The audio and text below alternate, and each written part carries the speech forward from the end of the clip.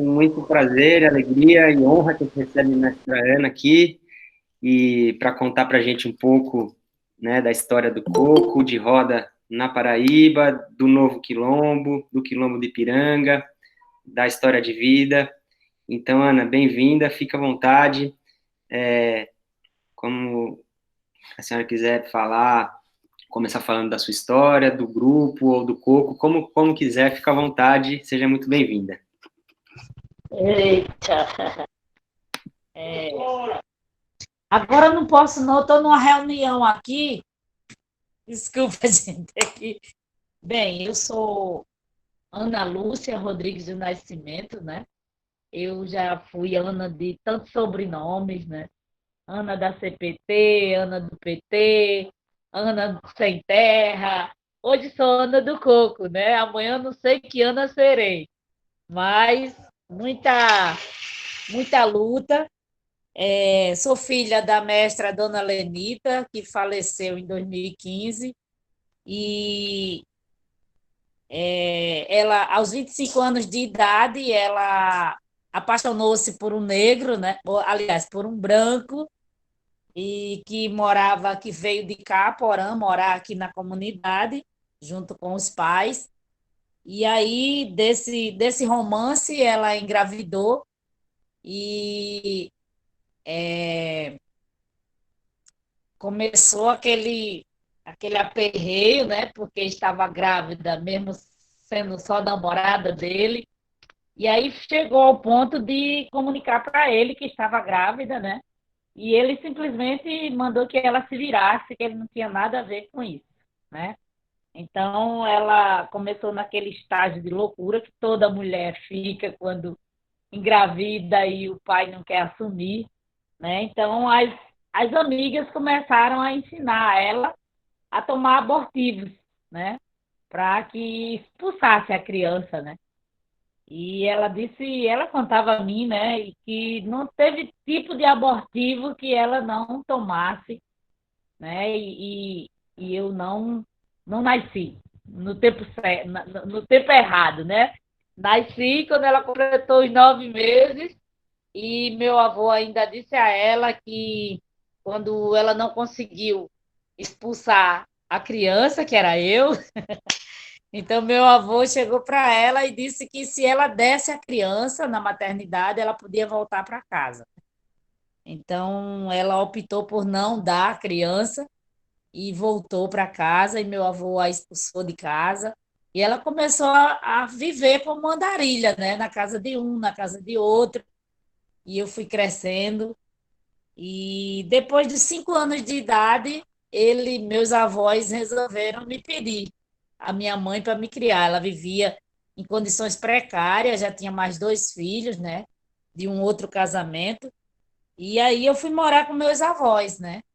E passei de uma vida bem precária para uma vida bem melhor, que a minha avó era professora, meu avô era agricultor, mas plantava muito, tinha uma condição de vida melhor. E eu me dediquei o tempo todo aos estudos, né? Então, aos 11 anos, quando terminei meu primário, meu tio me levou para estudar no Rio de Janeiro, né? E lá eu fui morar na casa dele, fiquei até os 18 anos. E quando eu cheguei aqui, em 1980, com 18 anos de idade, tinha estourado a luta de Guruji 2, né? Que hoje é o quilombo, aliás, Guruji 1, que hoje é o quilombo de Guruji 1. E aí minha mãe era uma das fundadoras da Pastoral da Terra, naquela época era Pastoral Rural, e eu sempre acompanhava ela nessas lutas, né? E dentro de um acampamento, lá em Guruji 2, as pessoas cantavam coco, dançavam coco, tocavam nas latas, no que encontravam, faziam um instrumento, e foi a minha primeira experiência com coco de roda. Foi essa, né? Então, e daí eu comecei a gostar, né? Achei muito bacana, porque o povo estava todo organizado naquele acampamento e o proprietário com 2 tratores imensos querendo destruir toda a lavoura do pessoal, né? Um roçado enorme. E uma cena que eu vi, né? Eram os mais velhos cantando coco e as crianças, sem que ninguém ensinasse, fizeram um tapete humano na frente desses tratores, né? E eu achei aquilo, eu fiquei encantada com a força daquele povo. Para mim era uma coisa nova, né? Porque eu fui com 11 anos para o Rio, voltei já jovem e vi o quanto meu povo era forte, né? E aí já me enganjei na luta, cantando, né? Na época a gente não tinha o grupo de coco ainda, mas eu tive essa experiência com o coco de roda, né? E aí foi quando a gente se reuniu e resolveu retomar essa cultura que vivia adormecida, né? E aí a minha mãe cantava e achavam que eu tinha uma voz bonita e me chamavam para ajudar a cantar com ela, né? E aí, com um certo tempo, eu virei contramestra de coco, né? E aí, fiquei, quando a minha mãe faleceu, aí me transformei em mestra, né? Mas para isso acontecer, eu tive que perder o meu bem mais precioso, né? E aí, estou por aqui, a gente podia fazer esse bate e volta, porque para mim fica mais tranquilo. Legal, Ana. Que forte a sua história, né? Aham. O Arthur quer fazer uma pergunta, então? Bora, Arthur. Boa tarde, Ana. Boa tarde, todo mundo. Diga, companheiro. E aí, tudo em ordem, né? É Sim. o seguinte, eu sempre ouço muito tu falar sobre essa questão da luta de terras no Guruji. No Ipiranga, já teve luta de terra também? Como é que se deu isso? Uhum. Então, o Ipiranga, ela foi uma comunidade que a gente precisa ainda descobrir muito sobre o Ipiranga, né? Mas o que meus avós contam, minha avó conta que a mãe dela já nasceu aqui nesse lugar, né? E eles eram 7 famílias de negros que eles trabalhavam aqui na terra e eles chamavam de ticuca. Ticuca era 7 dias de trabalho na semana, então 4 dias de trabalho era para o dono da terra e 3 dias de trabalho era para a família, né? E com esses dias de trabalho eles iam pagando o valor da terra, da propriedade, né?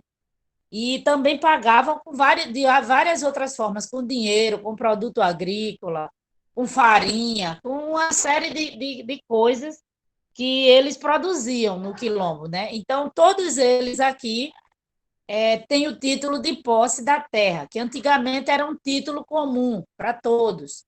E um padre franciscano, que eu não lembro do nome dele agora, ele veio para cá trabalhar aqui na freguesia, né? E ele levou esse título de posse, que minha avó dizia que tinha o símbolo da coroa real de Dom Pedro, e levou para desmembrar e trazer os documentos individuais.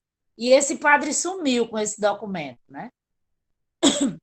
Então, quando veio o projeto das casas pelo governo Lula, houve a necessidade de que cada um tivesse o seu título de posse.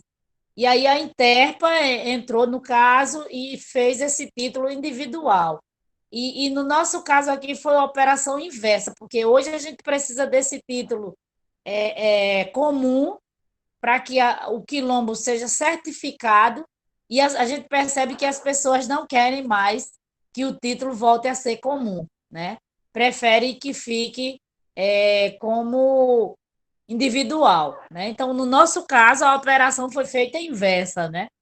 Mas todos nós temos o título de posse da terra, nunca houve conflito aqui. Agora, a nossa terra era imensamente grande, não é? Mas foram grilando, grilando, grilando. Hoje a gente tem menos da metade do que era o quilombo. Entendi. Então, ok, muito obrigado. Ana, queria pedir para você falar um pouquinho como que você descreveria assim a brincadeira do coco, né? Assim, acho que a maioria aqui do pessoal conhece já, alguns conhecem mais a fundo, outros conhecem mais superficialmente, mas se a senhora puder falar assim, como que é a brincadeira do coco de roda, ciranda, como que funciona? Bem, o nosso coco é o coco que a gente chama coco de umbingada, né? É aquele coco que é feito à roda e fica dois disputando no meio da roda, né? Para ver quem dança melhor, né? Para fazer aquele jogo de sedução, de amostramento, né? Então é uma dança onde as pessoas, antigamente, até na época do mestre Luiz de França, que eu chamava ele de Papai Luiz, eu fui criada junto com a filha dele, e quando ela dava a benção, eu dava também, né? Por isso fiquei chamando ele de Papai Luiz. Então, o mestre Luiz de França, a gente estava dançando um coco, cantando, e ele saía com o ganzá, dava as costas para a gente, se afastava assim uns 2, 3 metros, e quando voltava já era dizendo, a resposta do coco é essa. Ele já tinha feito aquele coco, né? Então, às vezes, era um coco com a história da comunidade, uma graça que alguém fez, uma história de um casamento, de um noivado, né? Então, era como ele fazia, e eu achava aquilo muito interessante, né? Hoje a gente senta, né? Pega um caderno, canta um verso, outro canta outro e monta aquele coco. Antigamente, não, eles tiravam na hora da cachola, né? Do quengo. Então, é um coco que é basicamente assim, não é? E ele hoje a gente não tem eu pelo menos eu tenho uma dificuldade, eu não sei se é porque tenho diabetes, tenho certas doenças, né, que vai trabalhando, prejudicando a nossa mente, e aí eu não tenho essa facilidade de gravar os cocos. Minha mãe cantava 3 dias de coco e não repetia um coco, né? Eu tenho que ter a colinha, porque senão eu não consigo, né? Mas ela viveu a vida dela toda fazendo isso. Então, é uma dança que a gente acredita que é de origem africana, né? E, e que eu acho fascinante, né? Sou apaixonada, acho fascinante porque ela é uma dança que ela enfeitiça as pessoas, na verdade, né? Eu não esqueço nunca de uma vez que a gente estava dançando na lagoa e ia passando um rapaz, né? Ele ainda um pouco jovem, paletó gravada com a pasta na mão, e de repente ele joga o paletó e a pasta e entra no meio da roda e dança, e depois ele olha para a gente e diz, eu, hein? E vai embora. Então, tem um certo feitiço no coco de roda, né? Então, deve ser isso. Legal, que joia. Daiana, a senhora está dizendo, né, de tirar o coco, né, cantar o coco, mas também tem a dança, como você comentou, e a percussão, como que funciona no Novo Quilombo, ou cada grupo tem a sua peculiaridade, né, os seus instrumentos de percussão, como que funciona isso? Os instrumentos é também essa coisa incrível, né? Eu costumo dizer que o bombo e a caixa, ela funciona como o encantamento do coco de roda, né? Porque o bombo, quem entende de bombo, né, como Arthur, Zé Silva, Ângela Gaeta, né, Marcela, sabe que dentro do bombo tem uma peça chamada alma, né, que é o que segura a estrutura do bombo. E tem os coros dos animais que foram tirados para colocar nesse instrumento que tinha alma também, né? Então é alma, é pulsação, né? É vida, né? Essa magia dos instrumentos, né? E o bombo antigamente ele era feito um lado couro de cabra e o outro couro de bode, né? Porque um dava som grave e o outro dava o som agudo. Hoje não, hoje a gente não sabe porque não tem mais esse cuidado, né? Feito com o couro que se pega e pronto e bota. Mas antigamente os mestres diziam, olha, um lado tem que ser couro de cabra, o outro lado tem que ser couro de bode, né? Para que desse esse som diferenciado no bombo, na caixa. E quem toca, né? Que tem os zabumbeiro e tem os que tocam a caixa, né? E eu particularmente arranho, eu não sei tocar, né? Mas arranho, mas são sons incríveis que a gente fica tudo fascinado quando escuta, né? Eu começo no dia da festa do coco, eu começo 5 da manhã indo para a feira comprar as coisas para fazer as comidas e tal. E quando dá 5 da tarde, eu estou já quase apagando, né? Então eu digo, eu não vou aguentar hoje essa festa. Minhas pernas não aguentam, eu estou cansada. E quando o bombo começa a tocar, eu não sei para onde vai cansar, se aguenta até 5 da manhã do outro dia, né? Então deve ter muita magia nesse negócio, né? Nesses instrumentos. E é o bombo, a caixa e o ganzá, né? São dois instrumentos, bombo e caixa, bem artesanal. A gente era feito pelos mestres antigos, mestre Cícero da Ciranda, seu Jorge, lá de Forte Velho, né? E hoje a gente já tem pessoas que se dedicam totalmente a isso, tipo um ateliê que faz em série, né? Às vezes do mesmo jeito. Antigamente, não, cada bombo era peça única, né? Então, é isso. Diga um pouquinho, então, por favor, sobre o Grupo Novo Quilombo, a festa do coco que tem aí no Guruji, no Ipiranga, por favor. Pronto, então, o coco de roda, ele surgiu justamente nesse tempo de 80, né? Pela necessidade dessa cultura voltar, né?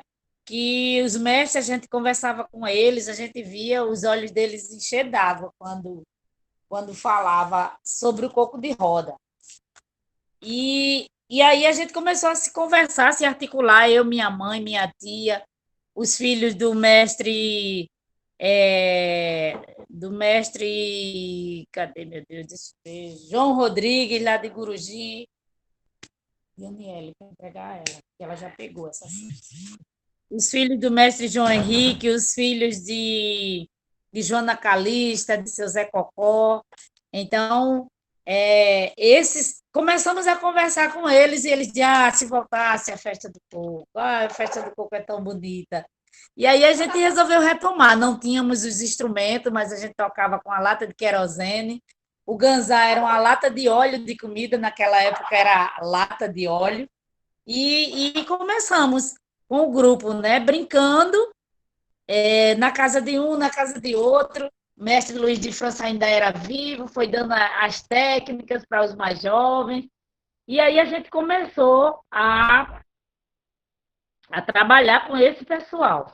E aí eu lembro que na época só tinha uma criança, que era a Luciene, tinha 6 anos de idade, que já dançava muito bem, né? E o resto era tudo já bem maduro. Tinha eu e meu irmão Janduí, que era um pouco mais jovem, mas os outros já eram bem maduros, né? E os jovens ficavam de fora olhando, a maioria não queriam participar da brincadeira, né? E aí a gente começou a brincar na comunidade, fazia uma festa de São João, São Pedro, né? Às vezes na festa de São Sebastião, que é a festa do padroeiro de Guruji. E aí um dia apareceu a professora Inês Ayala, começou a pesquisar o nosso grupo e começou a levar o grupo para apresentações fora daqui da comunidade, né? Então a gente foi se apresentar em João Pessoa, em vários lugares, na Lagoa, né? Em alguns. Eu lembro que uma vez a gente foi se apresentar no shopping Manaíra e quando chegou lá a gente dança descalço, né? E quando chegou lá que a gente tirou as sandálias para dançar, aí o guarda veio e disse: não, vocês não podem tirar as sandálias, tem que calçar. Eu digo, não, mas é uma dança tradicional e a gente não usa sandália, mas é norma da casa. Então ficou aquele impasse de quer saber? Pega as coisas, vamos embora. Aí conversaram lá com o gerente do shopping e foi que ele aceitou que a gente brincasse descalça, né? Que é uma das características do grupo, a gente não dança calçado, né? E as calças dos homens é imitando os escravos na lavoura da cana, né? E as mulheres, as saias, quanto mais florida e grandes, melhor, né? Então, começamos a brincar e depois de mais de 10 anos de apresentações no São Paulo, Rio de Janeiro, Bahia, Rio de Janeiro não, Bahia, Recife, Campina Grande, né? Aí surgiu aquela preocupação de como era que a gente ia passar essa cultura à frente se a gente não brincava na comunidade, né? Então a gente começou a brincar na comunidade, começamos a festa do coco na comunidade. E eu lembro que a primeira vez que a gente foi brincar, a gente já tinha essas roupas, né?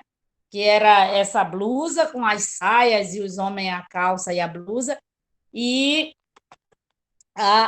o povo da comunidade ficavam olhando e ninguém entrava. A gente sabia que ali tinha mestre, tinha quem cantava, tinha quem tirava coco, tinha quem tocava, mas ninguém entrou para dançar. E eu perguntava para ele, por que vocês não entram? E ele dizia, não, a gente não tem farda. Né? Então, eu disse para o pessoal, a gente está fazendo errado. A gente tem que brincar sem a roupa do coco. E aí, começamos a brincar sem a roupa, né? Só com as saias, as mulheres só com as saias, os homens com qualquer roupa. E o pessoal começaram a entrar na roda, né? Tanto os mais velhos como os jovens entravam e começavam a brincar. E aí a gente viu que a roupa estava inibindo eles, né? E aí foi crescendo, a festa foi crescendo e foi aparecendo grupos de cultura para querer vir se apresentar com a gente. E hoje eu acho que já passou mais de 100 grupos por essa festa, né? E o interessante é que o nosso quilombo era uma coisa tão escondidinha que ninguém sabia onde era o Ipiranga, né? Quando perguntavam a gente, de onde vocês são? A gente dizia do Guruji. A gente é do Guruji, ficou o coco de Guruji. Só que a maioria dos componentes era do Ipiranga. Então, depois da festa do coco na comunidade, o Ipiranga passou a ser mais conhecido do que o Guruji. Então, a festa trouxe esse reconhecimento do Ipiranga como um quilombo e como um lugar de cultura, né? Muito legal, Ana. Ó, temos aqui inscrito para fazer pergunta, agora é o Zé, depois Poli, depois Arthur. Bora, Zé. Boa tarde, dona Ana. Aê, companheiro! Eu tenho uma dúvida há um tempo, aí eu acho que aqui é o momento de tirar contigo. E a senhora fala muito que o coco voltou ali nos anos 80, né? Mas qual foi, assim, mais ou menos o ano que as pessoas pararam de brincar no quilombo? A senhora sabe? Esses mais antigos, assim. Olha, parou a cultura do coco. Eu me lembro que Papai Luiz, em 80, eles já não brincavam, né?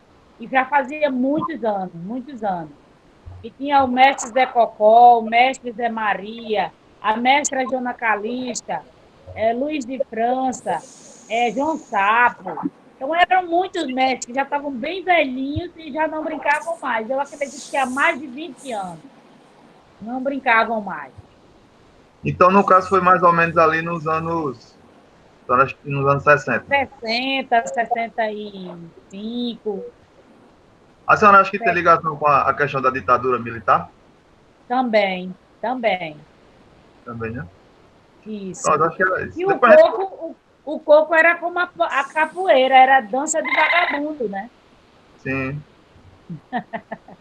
Depois a gente conversa mais sobre isso. Pô. Mas essa era a minha dúvida. Uhum. Mas só uma pergunta que tem a ver com isso que a Ana já estava falando antes, essa coisa que eu acho muito legal, que hoje acho que ela ainda não falou, mas que a cultura não morre, né? Que ela dorme, que tem a ver com isso, ela ficou lá adormecida. Isso. No saudosismo. E aí, então, ela estava adormecida e vocês viam também que as pessoas estavam ali sem querer participar, mas aí quando desinibiu, trocou a roupa, o pessoal acordou de novo. Isso. Aí participaram, aí hoje a gente começa a festa do coco, quando toca os instrumentos, as crianças é quem primeiro chega. E quem sai por último. Então, eu lembro que o Ismael hoje está com 10 anos, ele com 2 anos de idade, o avô tocava no bombo, ele dizia assim, cilanda. E quando meu irmão tocava coco, ele dizia coco. Com 2 anos de idade, ele já sabia distinguir coco e ciranda. Hoje ele toca coco, toca ciranda, canta e dança, né? Então é um mestre já. Mas o pessoal ficou parado todo esse tempo, e mesmo assim, quando voltou, com a corda toda. Todo mundo sabia, aquilo estava ali dormindo em cada um. Sim. Sim. Legal. Ana, a Poli queria fazer uma... desculpa, continue, por favor, desculpa. E é uma dança que a gente não ensaia com as crianças. Por exemplo, tem ensaio do coco de roda. A festa do coco funciona como uma oficina nata, né? Tem criança que sai do colo da mãe, bota ela no chão, começando a andar, ela já está se mexendo ali, dançando coco. Então, é uma coisa que vem no sangue, né? Legal. Ana, a Poli queria fazer uma pergunta, não sei se a Poli está com uma conexão boa. Poli, dá para você falar aí?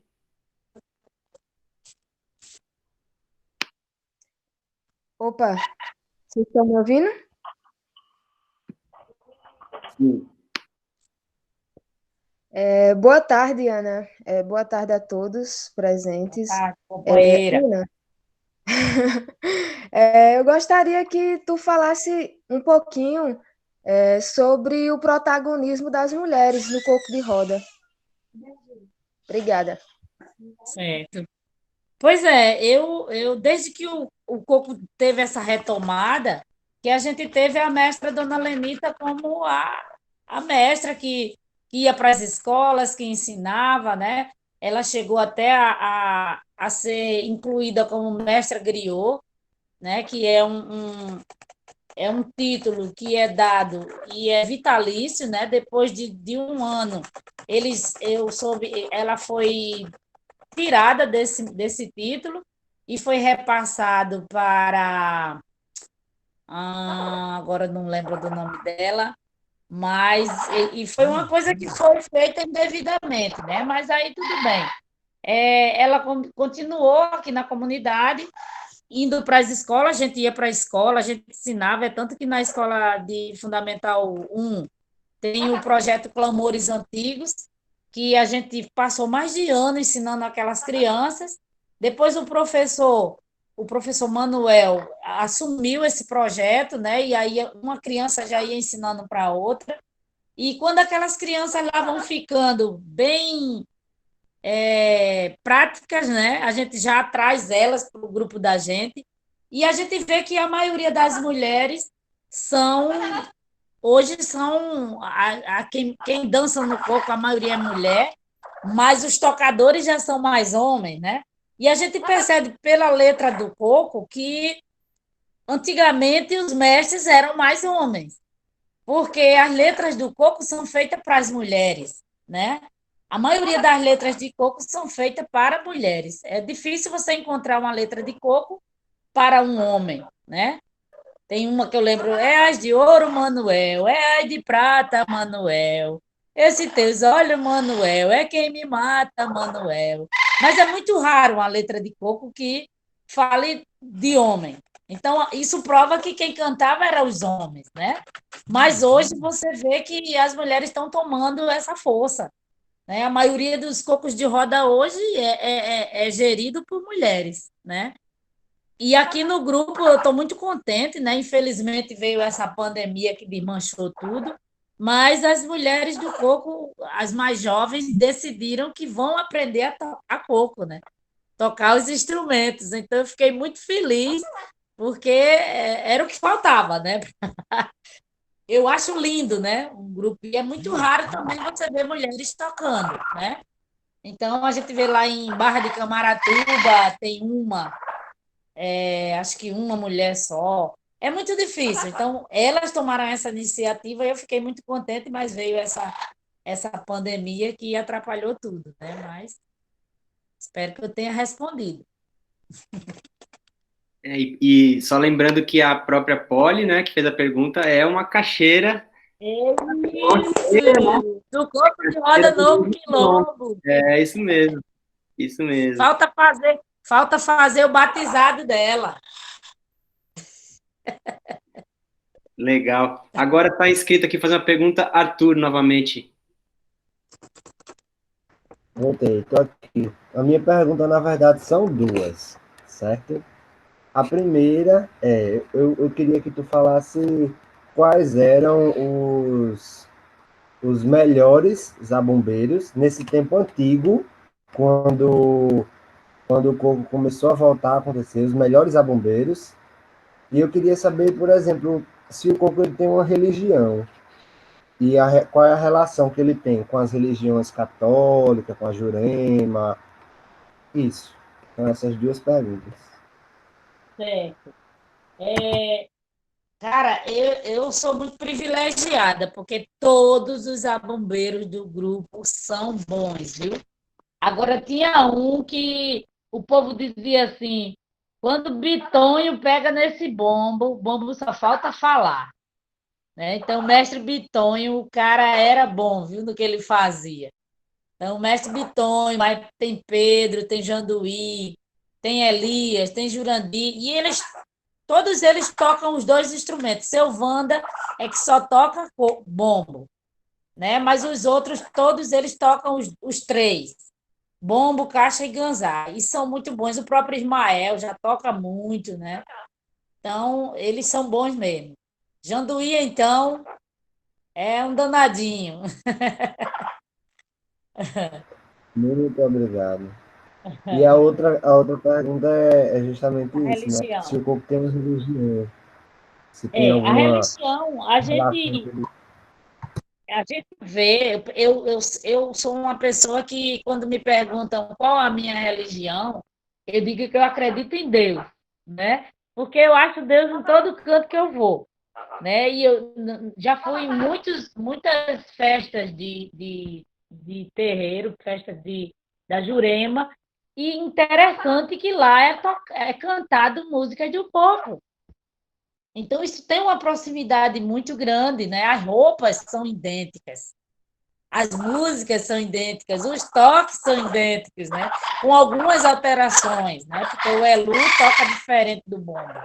Mas a gente acredita que vem dela, né?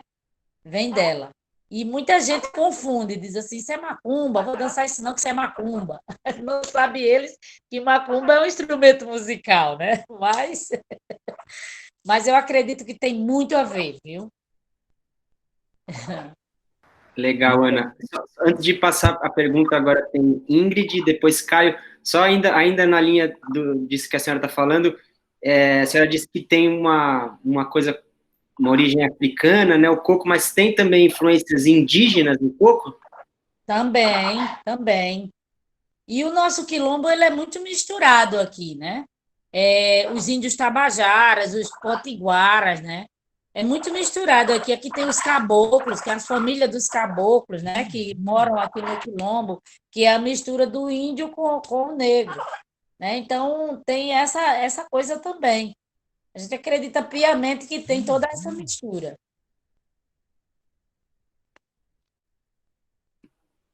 Oi, legal. Obrigado. Agora, então, Ingrid quer fazer uma pergunta. Mestra Ana, eu tenho uma dúvida no que refere ao que é considerado ser coquista ou a quem pertence esse movimento. Por exemplo, eu não sou de nenhum quilombo, eu não vim, por exemplo, das mesmas raízes que vocês vieram. Eu sou somente apreciadora e também estudante de música, mas eu me identifico com o movimento, com a manifestação. Como é que diferencia quem é, quem não é, ou o que é necessário para fazer parte do movimento com vocês? Ou como a gente viu agora que Poliana é uma instrumentista do movimento, como é que, se eu quero aderir também, como é que a gente pode fazer isso? A gente percebe que o nosso corpo passou muito tempo fechado, né? para pessoas de fora. Eu lembro que os mais velhos diziam assim, tem que ser tudo do lugar, tem que ser tudo do lugar, né? Mas a gente vê que ultimamente, por que o nome do grupo chama-se Novo Quilombo? Porque não existe mais quilombo 100% negro. Tem uma mistura muito grande de raças dentro dos quilombos. Meu pai era branco, minha mãe era negra, o outro era índio, casou com uma negra. Então, tem essa mistura muito grande dentro dos quilombos. Os quilombos não são mais 100% negros. Então, essa abertura também tem que ter, né? Se eu tenho uma poliana, uma mulher aí guerreira que toca que só molesta, por que eu não trago poliana para o meu grupo, né? Então, vem, Poli, vamos somar. Então, esse pertencimento vai pela pessoa. Se você, de repente, disser assim, mestra Ana, eu posso participar do seu grupo, eu quero tocar, tal, né? Claro que vai passar por uma sabatinagem, vai passar por uma assembleia e o pessoal vai dizer, não tem problema não, a menina é boa, bota ela, entendeu? Mas não tem mais essa coisa tão fechada como era antigamente, né? Só daquele povo, daquele lugar. Não tem mais, a gente já tem que ir mesclando, até porque essas pessoas têm muito a oferecer também, né? Sim, entendi. Eu pergunto isso porque logo na nossa primeira aula a gente teve uma questão polêmica sobre raiz e não sei o quê, e a apropriação. Então, eu não tenho o menor direito de falar. Enfim, eu nem negra sou, tenho ali para as indígenas, mas o que se impede de eu me interessar e querer fazer parte, entende? Sim. E a gente foi buscar uma sertaneja lá de Souza, tá vendo? Mas na hora que está tocando, a gente vê a competência da pessoa ali naquele no que está no ofício, né? Isso é o que vale. Obrigada. Legal, Ana. Obrigado, Ingrid. Agora o Caio quer fazer uma pergunta. Sim, mestra Ana, muito prazer. Eu conheço quase nada de coco ainda, estou aprendendo, só sei bem superficialmente, né? Queria saber, o coco tem algum momento especial para acontecer? Vocês obedecem algum tipo de calendário, às vezes talvez com coisas religiosas ou não, ou momentos ritualísticos ou festivos específicos, assim, que vocês... Ou o coco é quando dá vontade, faz roda de coco e pronto. Hoje o coco é quando dá vontade. A gente só não faz coco Natal e Ano Novo, que não tem nada a ver, né? Mas antigamente era uma dança que era só São João, São Pedro, Santana, casamento, batizado e pronto, né? Era essas épocas, né? E acontecia remotamente. Agora, quando acontecia, era 3 dias de coco. Nossa Senhora. Sem parar. E tinha aqueles cocos que paravam de cantar e de tocar, a pessoa dizia, vou embora. Aí, quando ele começava a tocar, tinha os cocos que chamavam o povo de volta de novo. E aí, 3 dias nessa brincadeira, né? Hoje a gente brinca uma noite, tá tudo morrendo, se acabando. Legal. Entendi. Obrigado.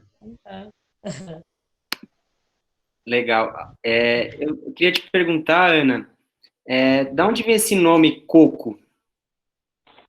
Coco. Tem 2 origens, né? Antigamente, minha tia conta até hoje, né? Minha mãe contava, meu avô, Zé Pequeno, que nas colheitas de coco, aqui nós tínhamos a fazenda Baraúna, que era a fazenda do Almir Correia com a Geronil Lundrig, que contratava centenas de trabalhadores para passar a semana tirando coco, descascando coco, né? E nessa tiragem de coco, as pessoas cantavam muito coco de roda, né?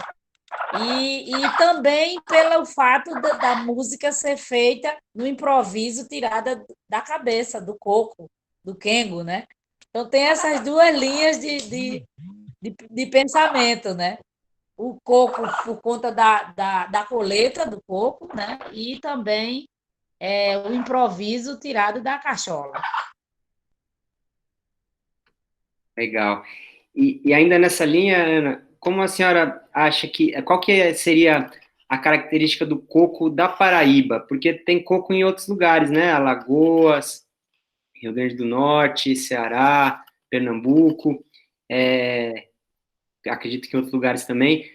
Como que a senhora acha que tem, o que caracteriza o coco paraibano? Eita, o coco paraibano, eu estou tendo a oportunidade, eu me agarrei a esses meninos aí do Acauã. Meu amigo, eu estou conhecendo cada grupo de coco incrível, que eu nem sonhava que existia, né? Mas tem uma variedade grande, viu? O jeito de dançar, o toque é bem parecido, mas o jeito de dançar, por exemplo, o coco de queimada, gente, aquilo é uma coisa incrível, que tem uma influência muito grande de Pernambuco, né? O coco de Maiguio, acho que é isso, como eles chamam, né? Maiguião, acho que é isso. E um instrumento só, ele toca só o bombo, né? Eu achei incrível também. Ele canta com o microfone na mão e toca, né? Com a mão só. Eu achei aquilo incrível. E o jeito como eles dançam é totalmente diferente do nosso. Então, tem uma variedade de coco grande na Paraíba, né?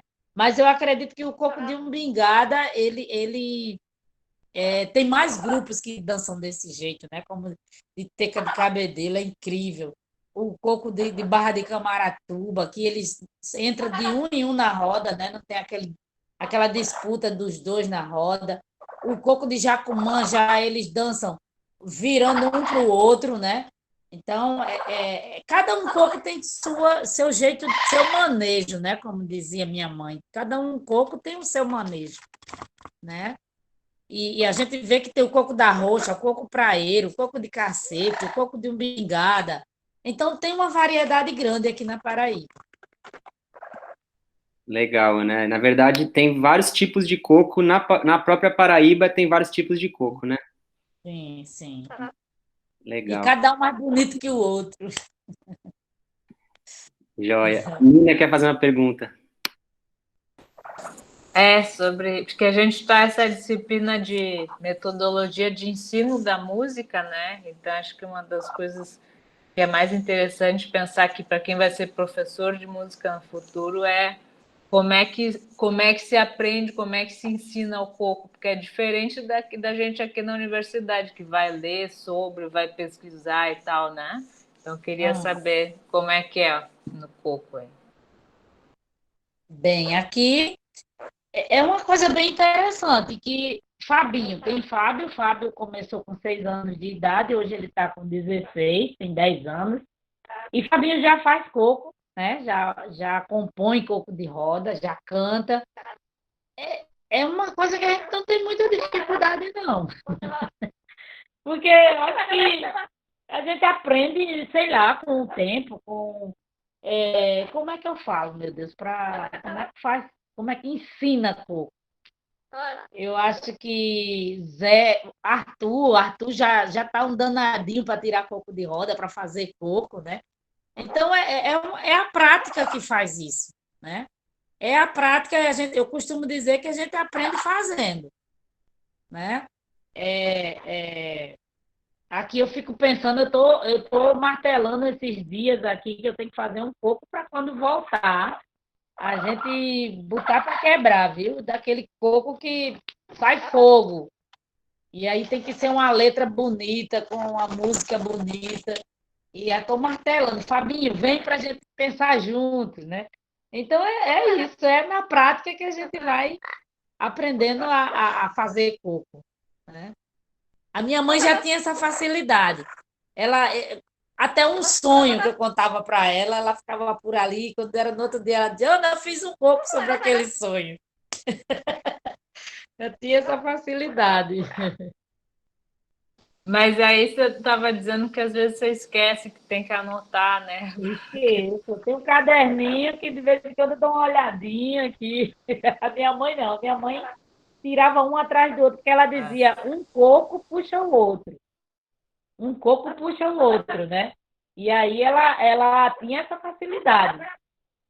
Eu já tenho um pouquinho de dificuldade nisso, porque eu desde criança que eu tenho problema de mentalizar as coisas, é muito difícil. E aí eu tenho que estar com a colinha, com a filhinha, mas tem pouco que você começa a contar ele, aí atrás daquele já vem aquele outro, aí você já não precisa dessa fila, né?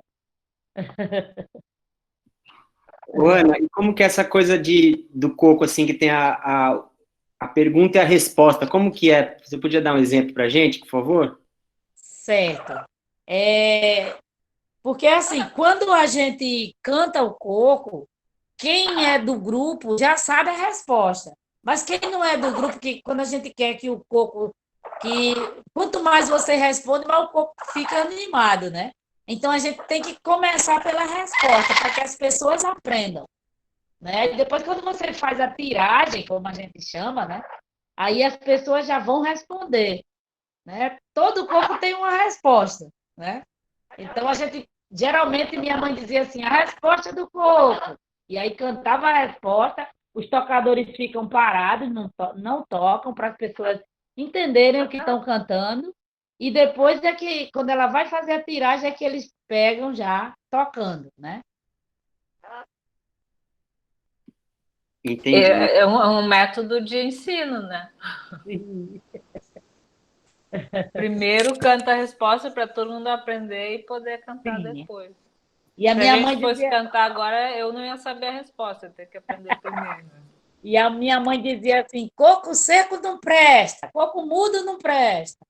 É o coco que ninguém respondia, né? Legal. Eu posso perguntar? Claro. Ô, Ana, tu Vou poderia... só ligar a luz aqui. E esse papagaio que tu me deixa quieto? Oi, vai. Ana, tu pode falar qual é a diferença no canto, ou no toque, ou nos dois, sobre o coco martelado e o coco abaianado? Tu pode falar sobre isso? Vocês gostam, né? De me aperrear. Arthur já me fez essas perguntas várias vezes, eu não sei te dizer, cara. Quem sabe é Janduí, Elias, mas eu só sei pela música, né? Eu não sei essa diferença, não. Viu? Vai ficar para Janduí e Elias. Acredito que é o toque, né? Ô Zé, se você quiser falar um pouco disso, Zé, que você que é zabumbeiro, e depois Poli quer fazer uma pergunta. Vixe, que responsabilidade. Não, mas pelo que a executiva fala, Janduí, Elias, a questão é o andamento mesmo. Se vai tocar mais rápido, mais lento. É isso. Tem coco que é mais lento, tem coco que é mais rápido. O coco mais cadenciado, a gente toca o martelo, né? E o coco mais para frente, a gente toca o abaianado. Mas tem zabumbeiro que só toca abaianado. Por exemplo, o mestre Zé Coutinho, ele só toca martelado. Ele não sabe tocar abaianado. São poucos, na verdade, que sabem tocar os dois, né? Janduí sabe tocar os dois. João Batista, né? Irmão do Zé Coutinho, sabe tocar os dois. Elias, né? Mas, por exemplo, seu Wanda, ele só toca martelado também, né? Seu Wanda e Zé Coutinho, ele só toca martelado. Legal, Zé. Daí, dona Ana, tem essa questão que é isso, tem o mestre zabumbeiro, mas tem também, que a senhora é mestra tiradora, e tem o pessoal que dança mais, tem vários tipos de mestre, é isso? Sim, sim. O único que é mestre por completo é Ismael, que canta, toca e dança. Legal. Poli, quer fazer pergunta, Poli? Então, Ana, eu já ouvi essa conversa de Zé Cutia, Dona Senhorinha também já falou algo sobre isso, e Dona Lenira também já falou que o coco, ele é um recado, né? E aí eu gostaria que a senhora explicasse, né, essa experiência aí do coco ser o recado, né? Tipo, como assim? Sim, sim. A gente tem alguns cocos, por exemplo, tem um que é o... deixa eu ver, agora eu estou esquecida. Mas, assim, por exemplo, a minha mãe, a gente estava na festa do coco, muita gente bebendo, muita gente dançando, muita gente... E antigamente não era como como hoje, que a gente compra o lanche do povo e bota num lugar reservado e vai mandando as pessoas virem lanchar. Antigamente, não. Antigamente, os componentes do grupo era quem levava os lanches. Então, cada um levava um prato. Um levava caranguejo, outro levava galinha de capoeira, outro levava inhame, macaxeira, ia juntando, e bolacha, e café, e suco, e cachaça. O dono da bodega dava a cachaça e fazia aquele mesão de comida que dava para o grupo lanchar, as pessoas de fora e o grupo também que a gente convidou para brincar, né? E tinha determinados momentos que a minha mãe cantava uns determinados cocos que eu sabia o que ela queria dizer, né? Tinha um coco que ela cantava que era no quilombo do Ipiranga, mangueira não bota mais, modela gata dandoca, que a sua fome é demais. Eu vou chamar Jurandi para comprar formicida, para matar a dandoca, ou que largata atrevida. E aí eu já me ligava, mãe tá avisando. Aí quando eu olhava para a mesa do lanche, estava o povo em cima comendo tudo. E eu ia para lá e dizia, ei, pessoal, esse lanche aqui é do grupo que está se apresentando, dê um tempinho, daqui a pouco a gente distribui para todo mundo. E aí ela mandava aquele recado para mim, né? E o outro era um que dizia assim, bota o barro na parede, quero ver cair o pó. Aqui dentro dessa sala, quanto mais sério, melhor. Aí eu já ficava ligada, era alguém querendo brigar, era um bêbado caindo por cima do povo, era algum rapaz com algum enxerimento com alguma mulher, e aí eu já ia apaziguava, tirava o bêbado do meio das pessoas e lá vai. Então é um recado, né? Quatilele, quá, quá, cheguei agora, quá, quá, com um pé na meia, quá, quá, outro de fora. Então ele quis dizer que estava desconfiado com alguma coisa que estava acontecendo ali, né? E esse coco é muito antigo. A gente acreditava que eram os escravos mandando um recado de um para o outro para que o senhor de engenho não entendesse o que eles estavam dizendo, né? E eles riam e achando que eles estavam brincando ali, só simplesmente cantando, e desde que eles estavam mandando recado de um para o outro, né? Legal, Ana. Deixa eu perguntar uma coisa para a senhora. Também a gente vê aqui na Paraíba, sempre junto com o coco tem a ciranda, né? Como que é essa relação do coco com a ciranda? Então, eles praticamente andam juntos, né? Só a gente aqui não gosta muito de ciranda, não. A gente canta quando alguém contrata o grupo e diz assim, toca uma ciranda. Aí a gente toca, a gente sabe cantar ciranda, sabe tocar, mas a gente não gosta muito, não. O negócio da gente é coco mesmo, né? E ciranda é uma coisa mais de beira de praia, né? Então, se você chega lá em Zé Cutia, eles gostam mais de ciranda do que de coco, né? E o coco fica mais distante das praias, né? A gente chama tanto de ciranda praeira, né? Então, a gente não é muito chegada a ciranda, não. Entendi. Arthur quer fazer uma pergunta.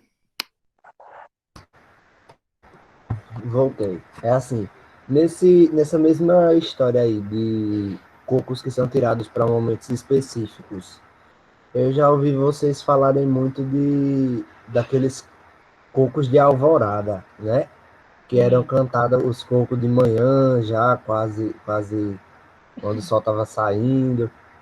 E eu queria saber um pouco sobre essa história, assim, quais são esses cocos de alvorada, né? Que são cantados já nesse período. Tem um coco que a minha mãe, quando queria acabar a festa, ela tirava ele, né? Deixa eu me lembrar aqui, viu? O sol saiu, eu vou varrer a sala. Quero ver a cara de quem arrasta a mala. Esse coco é mesmo que jogar um balde de água fria no povo, né? O povo vai tudo saindo de fininho e. Aí ela, quando ela tirava esse coco, ela dizia, mãe, tá cansada, mãe quer que acabe. Então tem os cocos que animam e tem os cocos que desanimam. E a roda vai ficando a morgada, o povo vai saindo de um em um, aí a gente pega um bem arrochado e o povo volta tudo indo na carreira. Então, eu tenho essas manhas, né? E a alvorada é uma prática do coco do mestre Zé Cutia, né?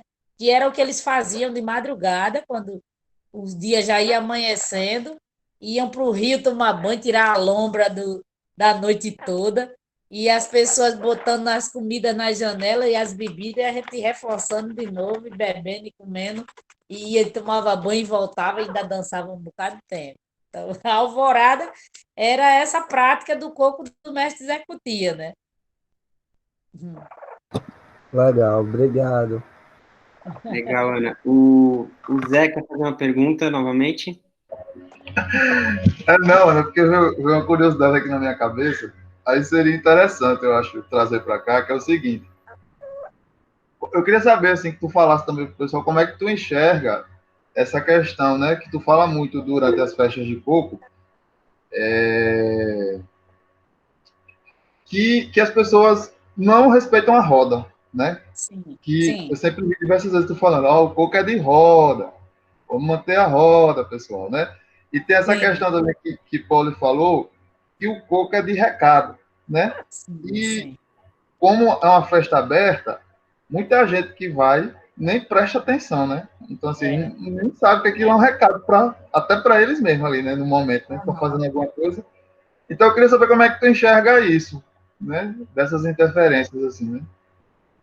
Incomoda, sabe? Incomoda porque quando eu falo que a festa do coco é uma oficina naturalizada, a gente quer ver as crianças, a gente quer ver os jovens, a gente quer ver os idosos, que, olha, Dona Zefinha de Muriçoca, 80 e tantos anos. Tem hora que as pessoas estão empurrando a bichinha, sabe? Com aquela loucura, todo mundo dançando ao mesmo tempo, aquela coisa doida. E aí, essas pessoas vão sendo escanteadas, né? E as meninas, às vezes, eu digo assim, por que vocês botaram a saia na mão e já querem ir embora? A gente não pode dançar, que as pessoas não deixam, né? Tomaram conta da roda.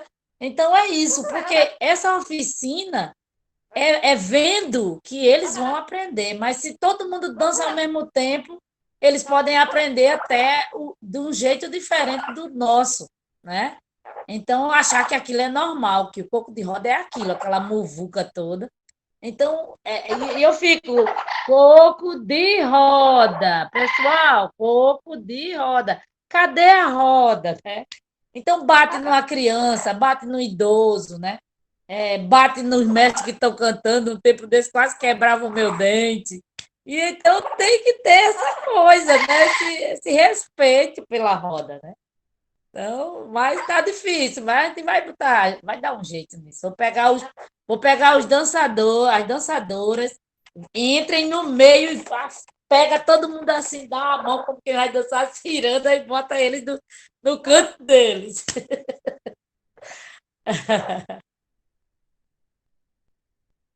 E então, nessa pergunta mesmo, por que é a roda? Qual a importância de que seja em roda? Sim. Por isso, né? Porque é uma característica do grupo, do coco, do jeito de dançar, né?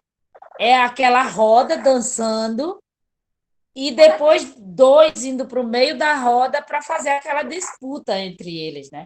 E você quer ver a roda pegar fogo quando eles gritam, dai nele, ou dai nela, aí é que a disputa fica bonita lá dentro, né? Mas se todo mundo dança ao mesmo tempo, a gente não vê essas coisas bonitas acontecerem. Para mim, a dança do coco, a coisa mais linda é quando a saia gira, né? Duas mulheres, ou uma mulher e um homem, ou dois homens.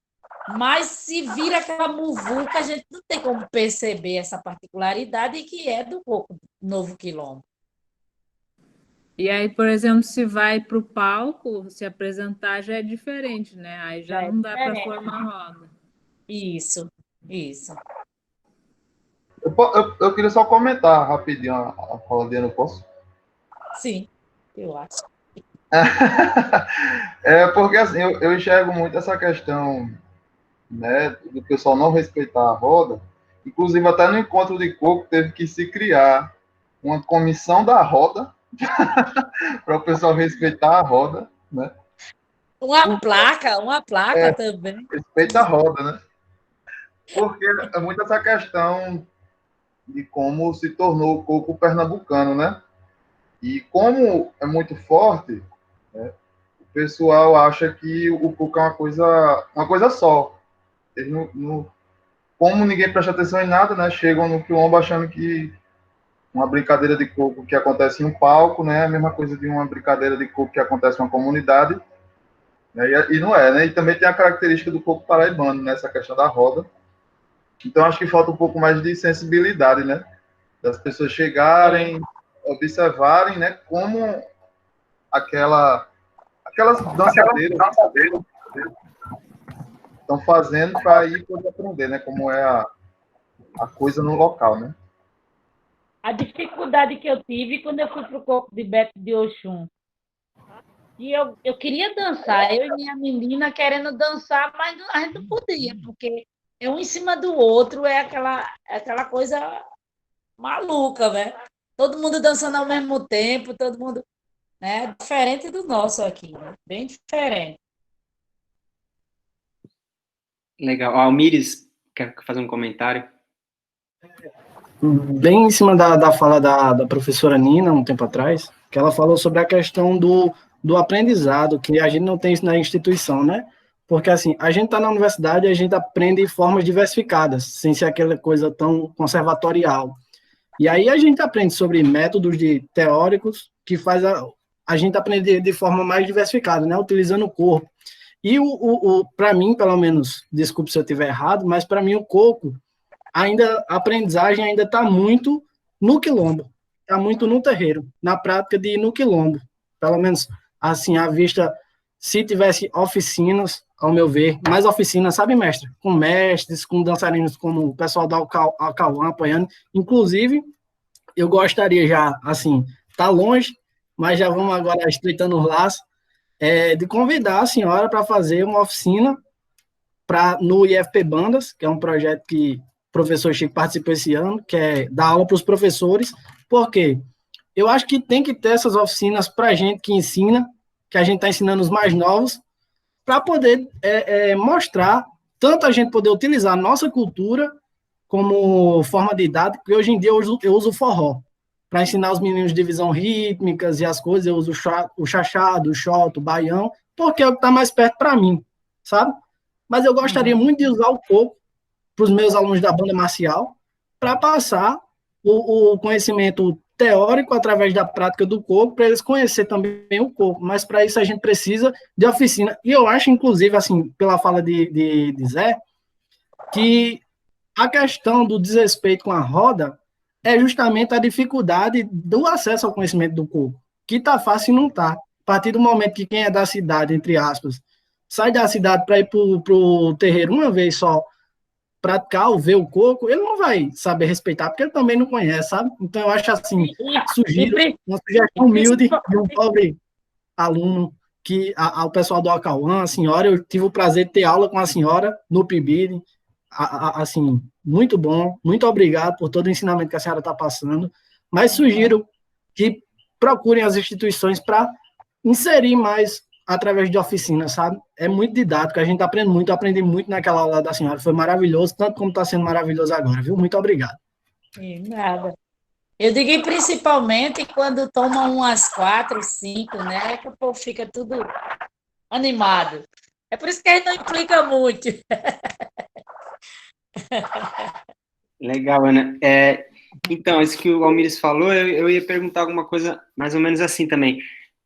Pelo que a senhora está contando para a gente, o aprendizado do coco é muito pela experiência, na prática, né? Tem muitas pessoas que desde criança participam, mas como seria possível, de alguma forma, ensinar, né, mais ou menos nessa linha que o Almires comentou, assim, uma oficina? A senhora acha que é possível, que é válido também esse tipo de ensino de coco? Então, Chico, antes de começar essa terrível pandemia, era uma dos planos nossos, né? Era dar oficinas, né? Tanto nas escolas, no próprio espaço, quem quisesse vir assistir as oficinas aqui, tanto de toque, como de dança, como de produção de letras de coco, né? Era uma ideia nossa de fazer isso, mas aí veio a pandemia e parou tudo, mas a gente tinha esse planejamento já para a gente oferecer esses cursos, né? E parou por conta disso. Eu queria fazer uma pergunta para a senhora. A gente estava falando aqui, né, sobre essa questão da desvalorização, né, da cultura popular, do coco. A gente estava falando aqui da importância de ter um retorno também financeiro, né? A gente estava comentando aqui da vaquinha do novo pavilhão de vocês. A senhora podia comentar um pouco sobre isso, assim, como que é essa coisa de que os mestres, as mestras, os brincantes, as brincantes, geralmente não tem um retorno, um reconhecimento, um retorno financeiro mesmo. Como que a senhora vê essa situação? Pois é, Chico. A gente está há 10 anos já nessa caminhada, né, de festa do coco na comunidade. E assim, passamos praticamente 5 anos pagando para fazer a festa, né?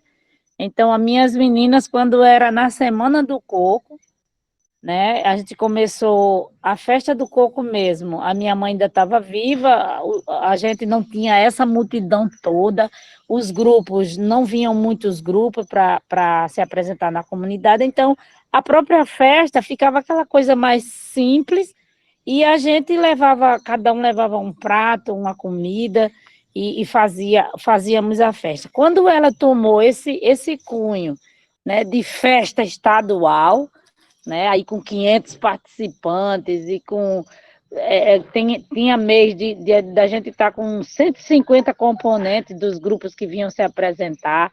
Então a gente tem que dar lanche para esses grupos, tem que ajudar no transporte. Então era muito comum as minhas meninas dizer, pronto, Semana do Coco, sai de perto dela, porque eu estava mal-humorada, brigava com todo mundo, né? E aí foi até que a gente conseguiu uma assessoria do Sebrae, com o Danilo Aguiar, que chegamos a essa conclusão de que eu disse, gente, eu vou parar, porque a festa não tá tendo condições de a gente continuar com essa festa, porque eu estou botando do meu salário para fazer a festa do coco. Isso não é viável, né? Então a gente vai ter que parar. E aí chegamos à conclusão de que cobrando essa entrada de R$ 5 por pessoa não quilombola, né, o visitante, a gente teria uma fonte para tentar arcar com as despesas da festa, o que nunca conseguimos, né? Porque na maioria das vezes entra dinheiro das biojoias, entra dinheiro das comidas que eu vendo. A gente combinou que os donos de barracas, cada um ia ajudar tinha uma ajuda que era de R$ 20 por pessoa, né? E depois minhas próprias irmãs e irmãos começaram a tirar as pessoas que não eram da família, tratando as pessoas. Porque a minha ideia não era que fosse uma festa da família. Assim, os comerciantes não tinham que ser da minha família, tinham que ser quem quisesse botar a sua barraca e fazer dessa festa uma fonte de renda para a família.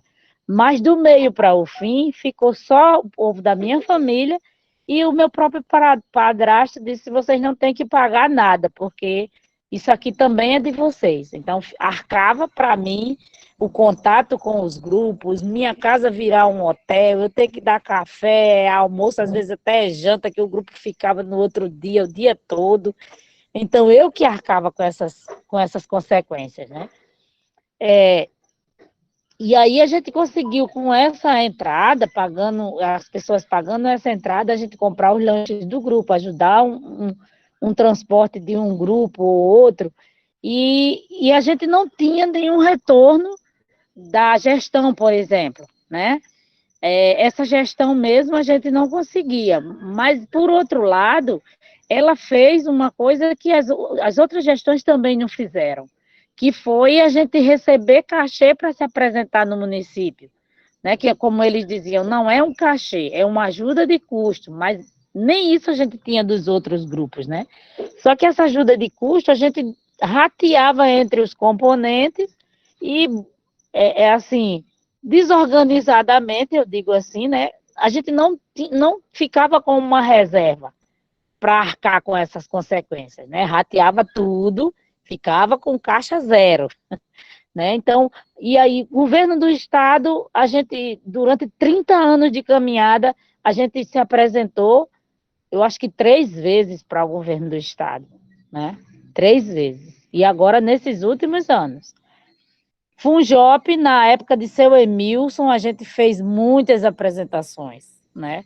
Mas sempre com essa consciência de não ter um fundo de reserva, né? Eu dizia sempre, eu dividia X por X e ficávamos sempre sem a reserva. Então, furava um bombo, Ana pagava para consertar, né? Tá faltando isso, Ana pagava para fazer, né? Às vezes recebia quando saía um outro cachê 1 ano depois, 6 meses depois, né? Então, a gente gostaria que essa festa ela fosse reconhecida, né, como um ponto de cultura, né? Que a gente é de fato, mas não é de direito.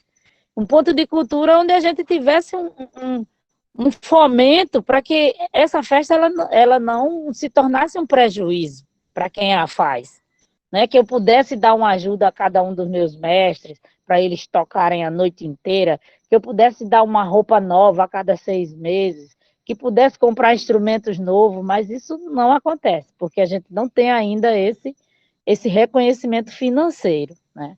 Até esse momento, não. Eu acho que faz uns 2 anos ou mais que a gente fez uma roupa para o grupo, né? Então, não existe isso. Até o Damião, né, prometeu de dar uma roupa, a Mariá falou que tinha uma costureira, acho que é a pessoa que convive com ela, que ia fazer essas roupas, quer dizer, mas depois do meio para o fim, ninguém sabe mais de nada, ninguém sabe onde anda Damião, acho que ele pegou o mesmo jatinho de Regina Duarte, quando era secretária da Cultura, e ficou dito por não dito e acabou-se, né?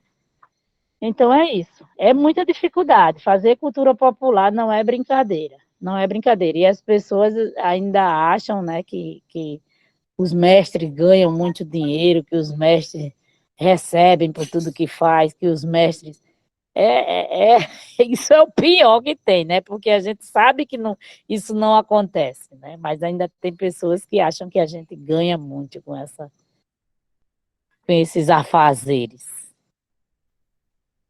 É muito complicado, né, Ana? A Dani estava falando aqui, enquanto a senhora ficou sem conexão, né?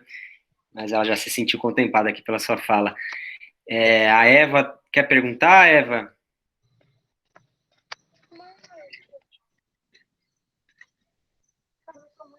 Não, a Eva estava perguntando aqui como que é essa questão do cachê, né? Quando, por exemplo, tem uma apresentação a convite do município ou do estado, né? E se é diferente a formação da apresentação quando vocês fazem no quilombo, aí a roda no quilombo mesmo. Como que é a diferença entre uma apresentação e a roda no quilombo? É isso mesmo, né, Eva, que você perguntou? Uhum. Eu acho que a apresentação no quilombo é mais gostosa, porque ela é espontânea.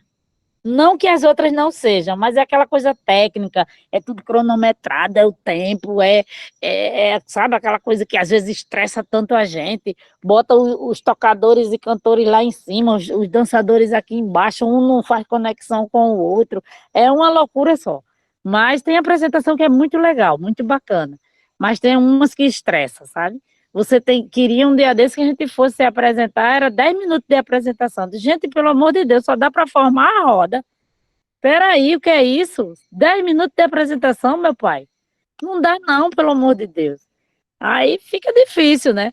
E na roda, e no quilombo não, no quilombo é tudo espontâneo, é tudo bom, é tudo bacana. Que bom, Ana. Eu queria só fazer mais uma pergunta, a gente está caminhando já para o nosso final, mas que tem a ver com isso também. A gente vem discutindo aqui, principalmente na semana passada aqui na aula, a gente discutiu essa questão da patrimonialização, né?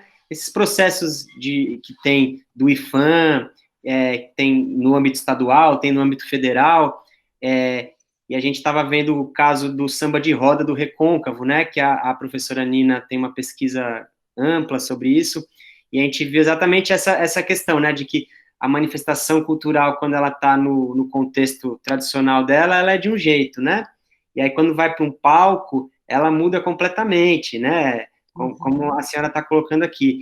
E essa coisa de ir para o palco acontece muitas vezes como decorrente desse processo de patrimonialização, que traz uma visibilidade, os grupos começam a ser mais chamados para eventos e tal, ao mesmo tempo que a gente estava vendo que tem uma importância também, né, assim, de ter esse movimento político. Então, eu queria perguntar para a senhora o que você acha, assim, desse movimento de patrimonialização, como que é essa questão aqui com o coco na Paraíba, se a senhora acha que é importante que tenha, e como isso poderia ser feito de uma forma que não desvirtuasse as manifestações, né? Se puder comentar um pouquinho. Eu acho assim que essas apresentações, essa patrimonialização, ela não pode tomar um cunho assim como se fosse show. O grupo tem que continuar a ser autônomo, tem que continuar a ser visto como um grupo de cultura popular tradicional, porque quando a gente vai para a via do show, aí fica tudo muito mecanizado, muito, sabe, muito maquiado. Então, eu tenho essa preocupação, né, da gente não se perder nessa caminhada, né, e tá vindo agora essas leis que estão aí, né, esse auxílio à cultura, eu estou aqui meio agoniada com isso, porque eu acho que o bolo já está sendo rasgado sem a massa nem ter ido para o forno, e é muita coisa, muita discussão, mas aí vem uma deputada que assume esse papel realmente de ser madrinha desses grupos, de transformar esse dia, né, Dia da Cultura, dia do Coco de Roda, Ciranda e Mazuca, dia do municipal do Coco de Roda, como a Estela quer fazer aqui no município. Eu acho que isso é muito importante para a gente, é muito importante, a gente tem que se empoderar dessa fase que a gente está passando, né, para criar força, para criar fôlego, para ser mais visibilizado e mais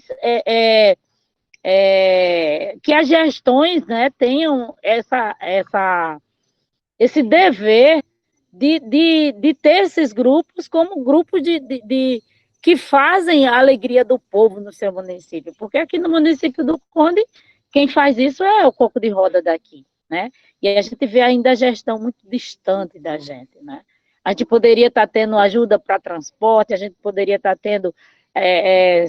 eu não ligo muito para essa coisa de estar dando dinheiro, mas o transporte, Ana, tem tantos transportes para você no dia da festa do Coco, tem um lanche para os grupos, tantos lanches para o grupo, então eu acho que isso tem que ter, sabe? Para que a gente veja que vale a pena fazer a festa para o povo.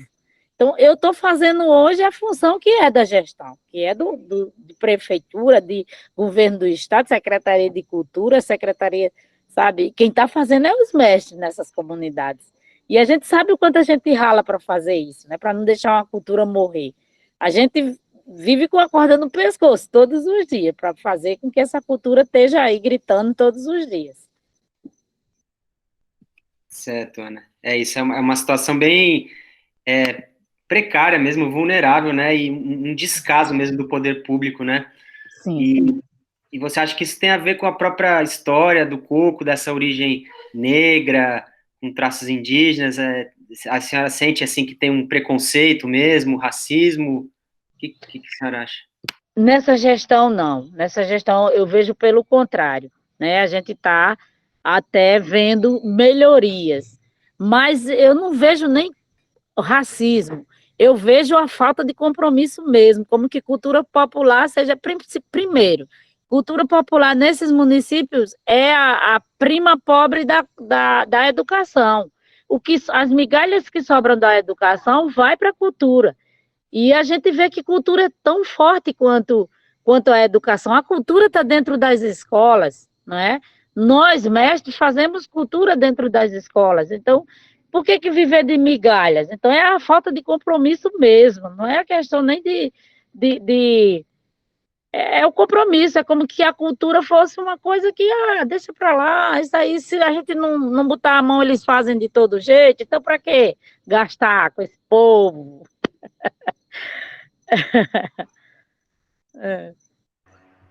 Dona Ana, Oi, deixa eu tirar mais uma dúvida com a senhora. sim. Aí, quando se fala em coco de roda, né, é muita questão relacionada, sempre relacionou mais à questão africana, né? Sim. O pessoal às vezes esquece um pouco da questão indígena. Aí, a dúvida que eu queria lhe perguntar é o seguinte: a senhora acha que a influência indígena e africana é 50-50%? Ou, por exemplo, a herança africana dentro do coco de roda é mais forte, a herança indígena? Como é que a senhora enxerga isso? Assim? Porque A africana é mais forte, eu acho que 70%. a senhora, do que a senhora já observou das danças africanas e das danças indígenas, a senhora consegue identificar alguma coisa assim? Que tem no coco de roda? Não, eu não tenho muito contato com os grupos de coco, por exemplo, eu sei que tem um lá na aldeia São Francisco, né, o Ecumaru, É na aldeia que na aldeia é totalmente indígena, né? Isso. Mas eu lembro que eu acredito que faz mais de 20 anos que eu vi esse grupo dançar. E eu não lembro, assim, da forma como eles dançam, né? Então, eu não tenho muito essa aproximação com grupos de coco indígena. Aí não sei nem te dizer essa diferença, entendeu? Igual o de Dona Senhorinha, basicamente. Ah, Que, por exemplo, o que eu observo, né? Não sei se a senhora vai concordar. Que, por exemplo, o coco da senhora é um coco de umbigada, né? Então, sim, o buco de zacutia também, né? E de no peca litoral... de cabedelo. Isso. E ali no litoral norte, mais para as aldeias potiguaras, né? Tem a aldeia Laranjeiras, a aldeia Cumaru, né? O de Dona Senhora. Eles não dão umbigada, né? Não, E a umbigada é uma influência muito africana, né? isso. Aí eu vejo muito isso assim, eu não sei. É. Eu vejo muito essa questão, que o coco de umbigada tem mais influência africana, né? E o coco... Os negros são mais enxeridos. O indígena, ele não tem a umbigada, né? Aham. Mas eu queria também perguntar isso mesmo, porque já tinha ficado claro essa herança africana tão importante, mas como é que a senhora tem assim tanta certeza? Como é que a senhora sabe disso? De onde vem isso? Eu estou falando de Paraíba, viu? Pode ser que nos outros estados tenham mais, né? Eu não sei, mas na Paraíba a maioria dos cocos são africanizados. São povo negro, né? Eu digo pela visibilidade, né? Pela visibilidade. É mais população negra, população praieira, né? Que tem negros, muitos negros também, né? Legal, Ana. Ô, Ana, a gente está chegando ao final aqui, os últimos 5 minutos do horário oficial. Dá vontade de ficar aqui mais a noite inteira com a senhora, ouvindo aqui. Boa, tanta sabedoria.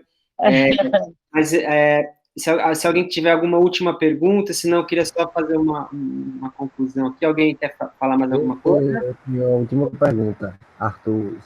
Escuta, nessa mesma história aí de indígena, negro, tu acha que tem semelhança entre o coco de roda e o toré? E o toré indígena? Não.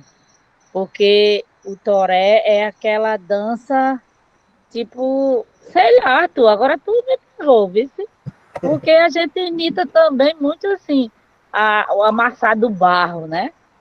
Tem gente que faz o toque, a maioria aqui no meu quilombo, no Guruji e Ipiranga, a maioria faz o toque dos instrumentos nos pés.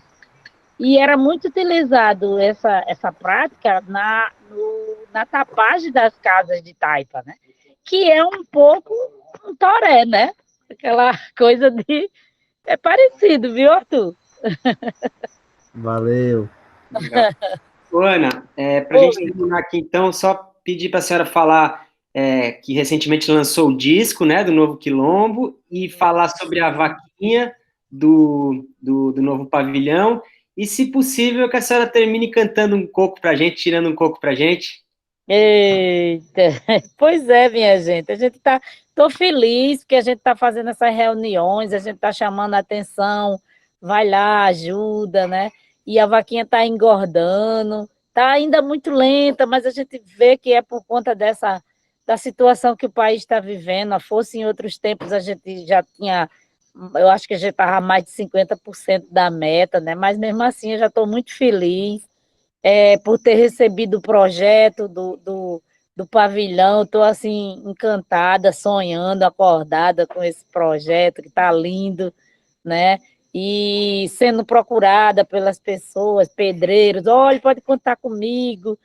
Semana passada ganhei 10 sacas de cimento, né? Então as ajudas estão chegando, né? E a gente está com essa vaquinha, né? É uma esperança grande da gente, mas também a gente tem que arregaçar as mangas e começar esse trabalho de formiguinha. Tenho certeza que eu tenho muitos amigos que a gente vai chegar lá e vai fazer aquele espaço lindo e maravilhoso, né? E o CD está aí, a gente pede que as pessoas que baixarem botem pelo menos R$ 2 na vaquinha, né? Que é uma forma de ajudar. E o CD está lindo, né?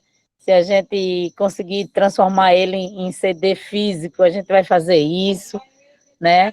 Então, é isso. E agradecer a vocês por essa oportunidade de estar aqui contando um pouco da nossa história, do nosso jeito de ser cultura, e dizer que estou sempre à disposição de vocês. E é isso. Então, vou usar o coco. Só para terminar, só então agradecer aqui. Muitíssimo obrigado pelo seu tempo, pela sua sabedoria, por compartilhar com a gente tanta coisa. Muito grato mesmo. Agradeço também em nome de todo mundo aqui, que não dá para todo mundo agradecer. Tenho certeza que está todo mundo muito feliz de ter tido essa experiência hoje aqui, mesmo que virtual, né? E agradeço muito. Peço aí para todos os alunos e alunas contribuírem na vaquinha, escutarem o disco, enfim, né? Tudo que a gente falou aqui hoje, que isso se reflita em ações mesmo, não fique só, né, pensando, legal, ou chato, ou tal. Vamos se movimentar. E para os alunos, só um recadinho para os alunos, eu vou depois, acabando a aula aqui, eu vou postar umas tarefas para essa semana, tá, gente? Que é a leitura de um texto e um questionário sobre a fala de Ana. Fiquem atentos ao SIGA e ao grupo do WhatsApp. E então é isso, Ana. Muito obrigado. Peço para a senhora cantar um coco para terminar, então, para a gente. Opa, vamos embora. Estrela d'alva, que no céu mais brilha, a noite é fria em Jerusalém. Este é o derradeiro coco lírio roxo, eu me vou também. Estrela d'alva, que no céu mais brilha, a noite é fria em Jerusalém. Este é o derradeiro coco lírio roxo, eu me vou também. Obrigada. Valeu, Ana, obrigado. Valeu todo mundo. A gente então na semana que vem, os alunos. E Ana, muito obrigado. A gente está aí junto. E se precisar, se a gente puder ajudar, estamos aí, tá bom? Muito obrigado, viu, Ana? Obrigado a todo mundo. Boa noite.